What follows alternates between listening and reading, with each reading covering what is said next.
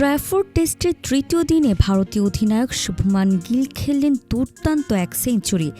এটি তার অভিষেক সিরিজে চতুর্থ শতরান। ইংল্যান্ডের বিপক্ষে চাপে থাকা দলকে উদ্ধার করলেন দারুণ আত্মবিশ্বাসে দাপুটে ব্যাটিংয়ে। বাইরের বল পয়েন্টে ঠেলে সেঞ্চুরি ছুঁয়ে আবেগে ভেসে গেলেন গিল। হেলমেট খুলে ব্যাট তুলে চুম্বন ছুড়ে দিলেন আকাশের দিকে। গ্যালারি তখন গর্জে উঠেছেন সম্মানে। ওয়ালটন এখন দেশের সীমানা পেরিয়ে পৌঁছে গিয়েছে 50টিরও বেশি দেশে। ওয়ালটন, ঘরে ঘরে বিশ্বজুড়ে। এই ইনিংসের মাধ্যমে গিল এক বিশেষ তালিকায় উঠে এলেন। অধিনায়ক হিসেবে অভিষেক টেস্ট সিরিজে সর্বোচ্চ রানের তালিকায় তার অবস্থান এখন দ্বিতীয়। 722 রানে তিনি পেছনে ফেলেছেন গ্রেগ চ্যাপেল, ক্লাইভ লয়েডদের মতো কিংবদন্তিদের। তার উপরে আছেন কেবল স্যার ডন ব্র্যাডম্যান।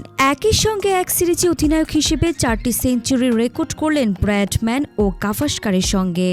এই শতরান শুধু একটি স্কোর নয়, এটি গিলের নেতৃত্ব গুণ, মানসিক দৃঢ়তা আর ভবিষ্যতের ভারতীয় ক্রিকেটের প্রতিচ্ছবি।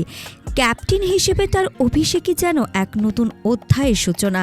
সময় একে স্মরণে রাখবে অনুপ্রেরণার গল্প হিসেবে। আরিফা জাহান প্রিনন, বিডি আর্কাইভ।